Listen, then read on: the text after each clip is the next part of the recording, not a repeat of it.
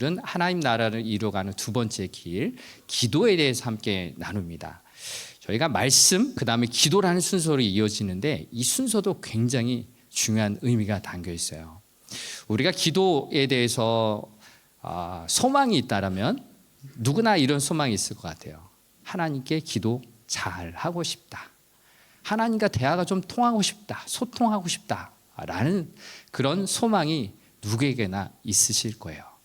그런데 기도가 잘 안 되는 이유 중에 하나는 뭐냐면은 내가 말씀 생활이 부족하기 때문에 기도가 잘 안 되는 이유가 될 수 있습니다. 우리가 어린 아이를 키울 때 한번 생각해 보세요. 그 아이가 말문이 트이기까지 얼마나 많은 말을 들었겠어요. 그렇죠? 귀로서 엄마, 아빠, 맘마 이런 기본적인 단어를 많이 들으니까 엄마, 아빠 말문부터 트이기 시작하는 겁니다. 그리고 언어가 폭발적으로 성장하기는 그때 3살, 4살 정도에 그동안에 쌓였던 그 많은 내용들이 하나하나씩 이어지면서 단어 하나 얘기했다가 문장 하나가 완성이 되는 거죠. 그것으로 끝나는 게 아니에요.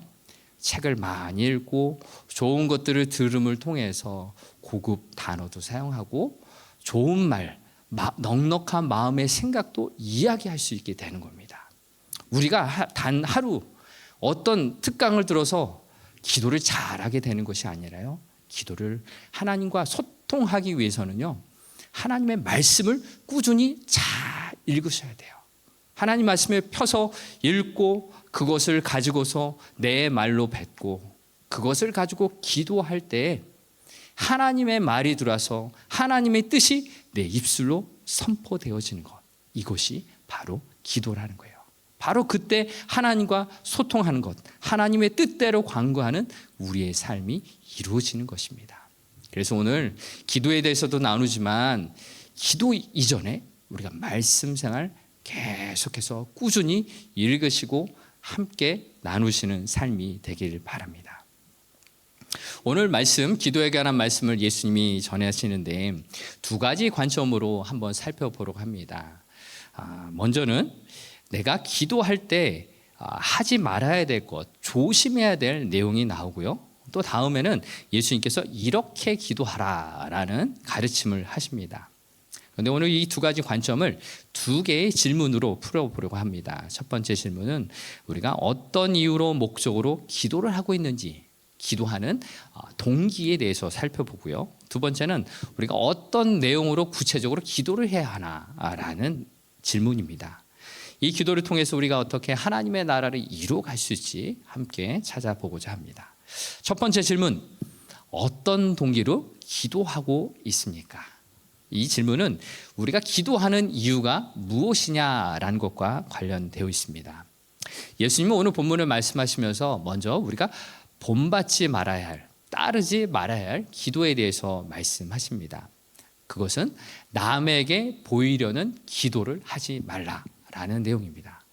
이것을 이해하기 위해서는 유대인들이 기도할 때 어떤 습관, 어떤 전통이 있는지를 한번 살펴봐야 합니다. 유대인들은 예로부터 하루 3번 시간을 정해놓고 기도하는 습관이 있어요. 아침에 그리고 정오에 저녁 때 시간을 정해놓고 어떤 사람들은 또 장소도 정해놓고 기도를 합니다.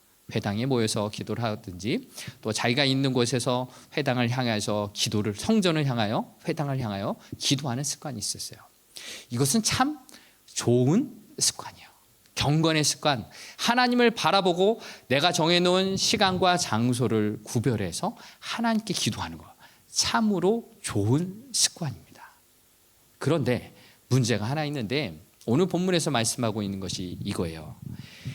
전통이라는 것은 참 중요한데 전통에 담겨있는 그 의미를 잃어버린 것은요, 껍질만 남아있는 종교적인 형식이 되고 맙니다.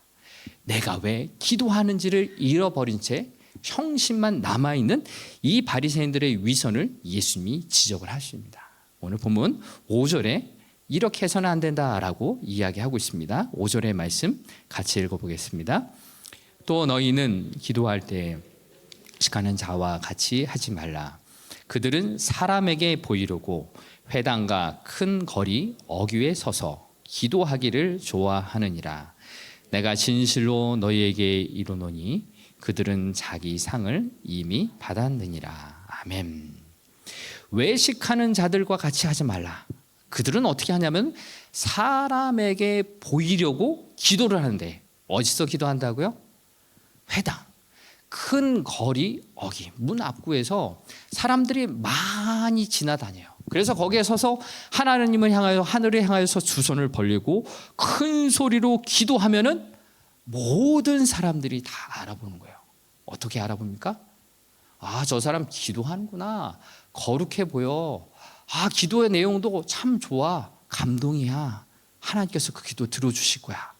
라고 인정하고 칭찬하게 되는데, 칭찬한 사람들의 문제가 있는 것이 아니라 그 칭찬을 들으며 기도하는 그 사람의 마음에 잘못된 기도의 동기가 시작되었다라는 것을 지적하고 계세요. 그래서 예수님이 말씀하시길 그들은 자기 상을 이미 받았다라고 말씀하세요. 사람들의 인정과 칭찬을 받으려고 그렇게 많은 사람들 앞에서 공공한 장정에서 그렇게 떠벌리며 기도하는 것을 하지 말아라 라고 말씀하십니다. 사람들이 칭찬했기 때문에, 인정받았기 때문에 하나님이 주시는 칭찬과 인정을 받지 못한다라고 말하는 것입니다. 그런데 여기서 잠깐 생각해 볼 것이 있습니다. 이렇게 기도하고 있는 이 사람의 마음에는 어떤 생각이 있을까요? 숨어있는 동기, 모티베이션은 무엇일까요? 이럴 것입니다. 우리에게도 있는 마음일 것인데요. 거룩하게 살고 싶어. 거룩하게 또 보이고 싶어. 난 특별한 사람이야.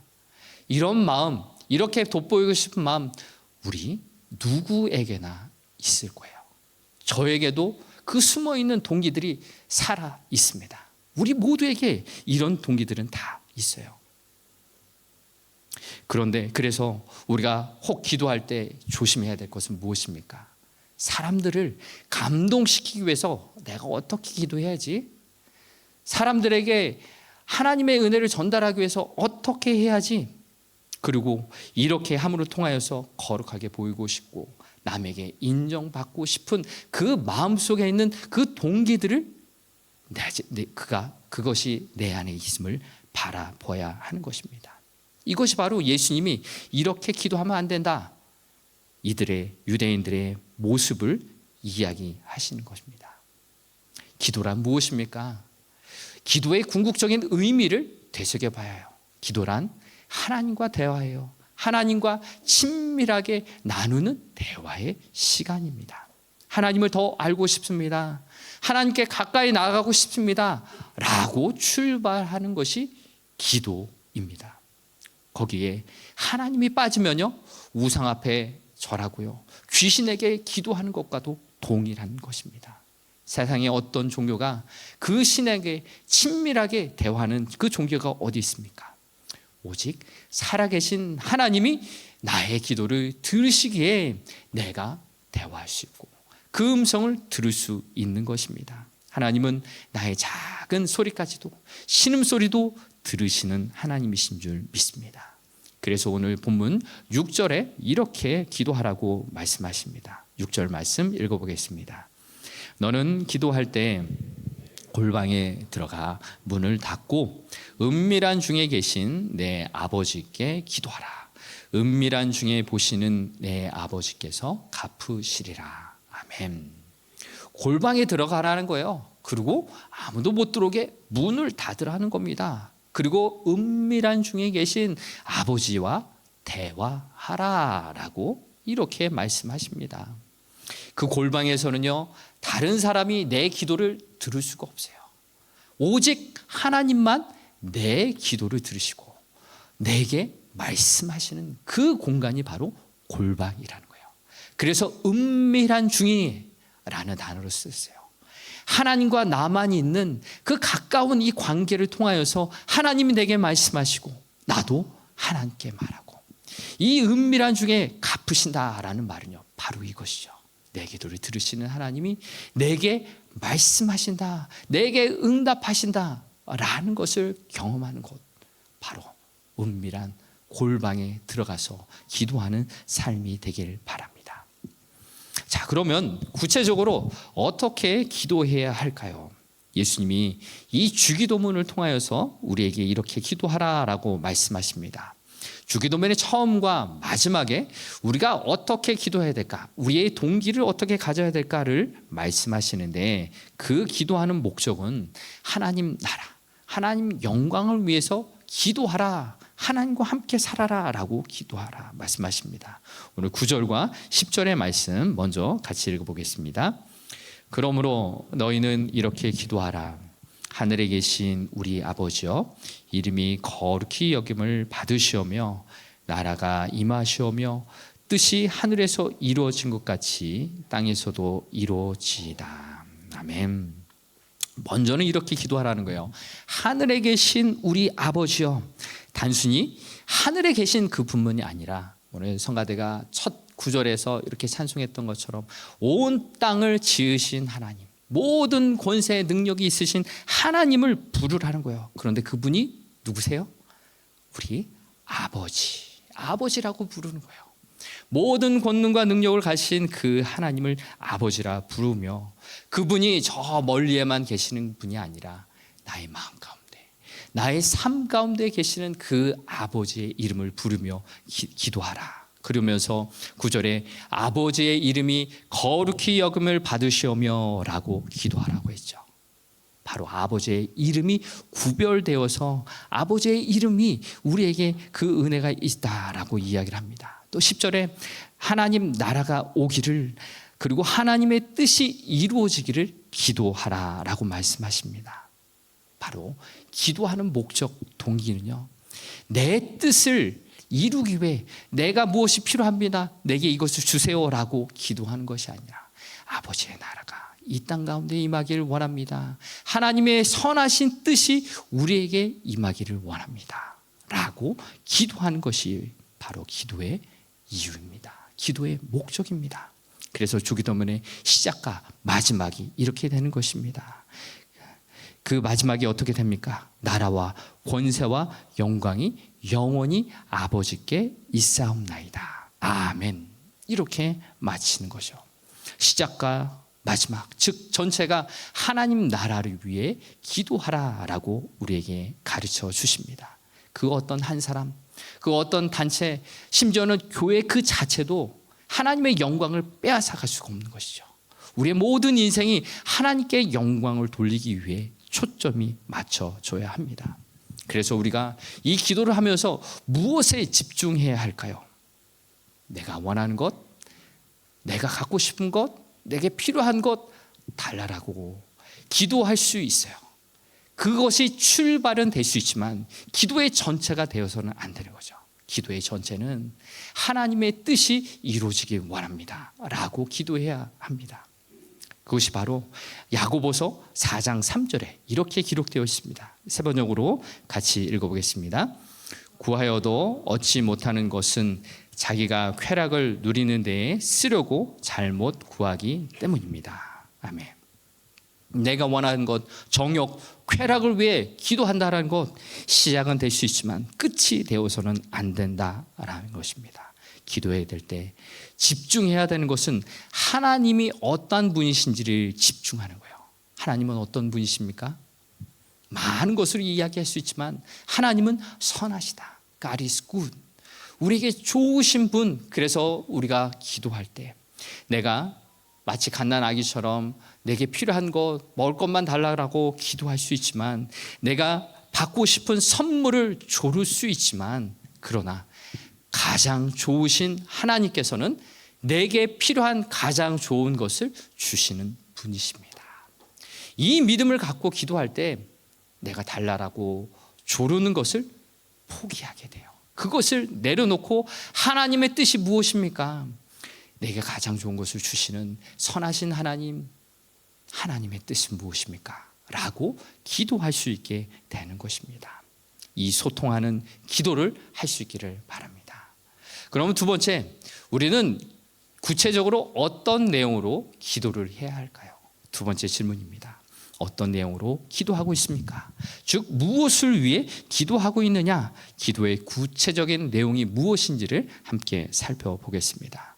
먼저 예수님은 이어서 따라하지 말아야 기도의 내용을 이렇게 말씀하십니다. 중언부언하지 말라. 7절의 말씀 같이 읽어보겠습니다. 또 기도할 때 이방인과 같이 중언부언하지 말라. 그들은 말을 많이 하여야 들으실 줄 생각하느니라. 아멘. 중언부언하지 말라. 중언부언이 무슨 뜻일까요? 같은 말을 되풀이하는 것, 반복하는 거예요. 여러분 술 취하신 분들이 많이 하시는 거 있죠. 했던 말 똑같이 해요. 들었는데 또 해요. 그러다 보면 100번 하는 경우가 있어요. 너무나 귀가 아플 정도로 똑같은 말을 되풀이하는데 이것은 아무 생각 없이 하니까 계속 똑같은 말을 되풀이하는 거죠. 왜요? 왜 그렇게 되풀이할까요? 믿지 못하니까, 듣지 않는 것 같으니까 계속 얘기하는 거예요. 내가 하고 싶은 것만 계속 얘기하는 겁니다. 누가? 어떤 사람들이 합니까? 오늘 본문에는 이방인들이. 누구에게요? 우상 앞에서, 귀신 앞에서 듣지 않으니까, 이루어질 것 같지 않으니까 계속 졸라대는 것입니다. 그러나 살아계신 하나님은요, 비록 눈에 보이지 않아요. 그러나 우리를 바라보시고요, 우리의 기도를 들으시고요, 우리에게 응답하십니다. 말씀하십니다. 그러나 우상, 우리 사람이 손으로 만든 우상, 나무로 만들고 돌로 만들고 금으로 만드는 우상, 비록 귀는 있고 눈은 있고 입은 달려 있더라도 결코 우리를 볼 수도 없고 말도 못하고 귀도 듣지 못하는 그런 우상에 불과합니다. 우리는 어떻게 기도해야 되겠습니까? 우상 앞에서 기도하며 간절한 내 소원만 말하고 반복하는 그런 기도가 아니라 내 기도를 들으시는 하나님 앞에서 그렇게 많은 말을 할 필요가 없지만 내 필요를 아뢰고 내 소원을 들으시는 그 하나님 앞에 간절한 마음으로 기도하면 되는 것입니다. 그래서 오늘 본문에 나타난 하나님은 어떤 분이십니까? 내가 어떤 상황에 있는지 아시는 하나님이세요. 들으시는 하나님이세요. 응답하시는 하나님이십니다. 그래서 8절에 이렇게 기록되어 있습니다. 8절 말씀 읽어보겠습니다. 그러므로 그들을 본받지 말라. 구하기 전에 너희에게 있어야 할 것을 하나님 너희 아버지께서 아시느니라. 아멘. 어떤 하나님입니까? 너희에게 있어야 할 것을 아시는 하나님, 우리를 보시고요, 우리의 기도를 들으시는 하나님, 그래서 우리에게 응답하시는 하나님이시다 라고 말씀하십니다. 그 하나님 앞에 이제 기도는 어떤 내용을 해야 되는지 주기도문의 그 중간의 내용을 보면서 함께 살펴보겠습니다. 11절의 말씀, 오늘 우리에게 일용할 양식을 주시옵고. 일용할 양식은 무엇입니까? 먹고 마시는 것을 말하죠. 그런데 이 먹고 마시는 것뿐만 아니라 일상생활, 내가 오늘을 살아갈 때 필요한 모든 것을 하나님 앞에 아뢰라, 요청해라 라는 기도예요. 우리의 필요를 아시는 하나님께서 왜 굳이 요청하라고 하시나요? 우리의 소원을 담아 하나님 앞에 아뢰는 그 순간을 통해서 우리의 소원이 이루어지는 그것을 눈에 보일 수 있도록 하나님은 역사하신다는 거죠. 또 12절의 말씀, 우리가 우리에게 죄 지은 자를 사하여 준 것 같이 우리 죄를 사하여 주시옵고. 이렇게 기도하라는 거예요. 내게 있는 죄의 문제, 또 사람 간의 갈등의 문제, 용서해야 될 문제, 풀어야 될 문제를 위해서 기도하라라는 거예요. 우리는 매일매일 매순간 죄를 지으며 살아가고 있어요. 우리는 물론 구원을 받은 존재이지만 마치 더러워진 손과 발을 매일매일 씻어야 되는 것처럼 하나님 앞에서 내가 지은 죄, 형제 자매 앞에서 지은 죄, 공동체 앞에서 지은 죄를 매일매일 회개해야 되는 거죠. 그 회개를 통해서 멀어진 하나님과의 관계를 다시금 좁히고 하나님의 관계를 회복하며 우리는 살아가야 하는 것입니다. 이 회개 기도를 할 때 우리는 다시금 하나님의 사랑의 품으로 들어가요. 나를 사랑하시고 나를 있는 모습 그대로 받아주시는 하나님 앞에 살아가는 거죠. 그리고 이 사랑을 경험한 사람이 내게 잘못한 그 사람의 죄를 용서해 줄 수 있는 거죠. 또 나 또한 그 사람에게 다가서 나를 용서해줘, 내가 잘못해서 라고 말할 수 있는 용기를 얻게 되는 것입니다. 그렇게 우리는 이 기도를 통하여 화해하며 용서하며 관계의 문제를 해결해야 되는 그 기도를 응답을 받게 되는 거죠. 또 마지막으로 13절에 우리를 시험에 들게 하지 마시옵고 다만 악에서 구하시옵소서라고 기도하라고 가르쳐 주십니다.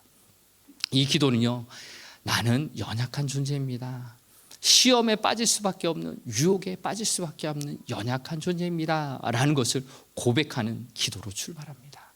그리고 내가 내 힘으로 이 시험과 유혹에 벗어날 수 있는 것이 아니라 성령님만이 나를 도와줄 수 있습니다. 그리고 예수 그리스도의 십자가의 보혈이 나에게 능력을 더하십니다 라고 고백하는 것입니다. 그래서 내게 있는 돈 욕심, 명예 욕심, 사랑과 인정에 빠져서 살고 싶은 그 욕심에서 벗어나 성령님이 나를 날마다 인도하시는 삶으로 걸어가기를 소원합니다 라고 기도하라고 가르쳐 주십니다. 우리는 이렇게 구체적으로 이렇게 기도하면서 많은 말은 아니지라도 내게 필요한 은혜를 구하고 내게 사람과의 관계를 회복하고 하나님과의 관계도 회복하며 매일매일 하나님의 뜻 가운데 살아갈 수 있도록 우리를 불러주십니다. 이 기도의 은혜를 누리시는 삶이 되길 바랍니다. 이제 오늘 말씀을 마무리합니다. 사랑하는 성도 여러분, 하나님 나라를 이뤄가는 길, 이 기도를 함께 나누면서 우리는 어떠한 자세로 나의 마음으로 기도해야 하는지 살펴보았어요. 또 어떠한 구체적인 내용으로 기도해야 될지 살펴보았습니다. 우리는 많은 사람들 앞에서 나를 드러내보기 위해 그런 기도를 한 것이 아니라 친밀하게 하나님과 대화를 하며 하나님 관계를 회복하기 위해, 하나님을 알아가기 위해 기도를 하길 바랍니다. 그리고 많은 아닐지라도 내게 은혜를 주시는, 내게 좋은 것 주시려는 그 하나님 앞에 나의 필요를 아뢰고 하나님 앞에 맞춰지는 우리의 삶이 되길 바랍니다. 마지막으로 붙들 말씀이 있는데요, 시편 37편 4절의 말씀입니다. 함께 읽어보겠습니다. 또 여호와를 기뻐하라, 그가 내 마음의 소원을 내게 이루어 주시리로다. 아멘. 하나님이 우리의 마음의 소원을 이루어 주시겠다 약속하셨는데 그 앞에 중요한 메시지가 있어요. 또 여호와를 기뻐하라. 하나님은 어떤 분이십니까? 하나님을 바라보라는 거예요.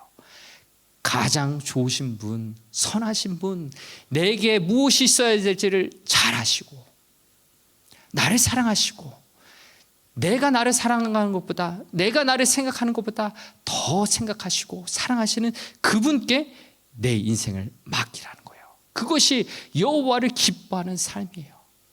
하나님 앞에 내 인생을 맡기며 하나님과 친밀하게 기도할 때 하나님께서 우리의 소원을 하시고 우리의 소원을 이루어 주시겠다라고 약속하셨습니다. 하나님과 이 온전한 관계가 회복되며 기도할 때 하나님은요, 모든 것을 합력하여 선을 이루어 주시는 하나님이심을 믿습니다.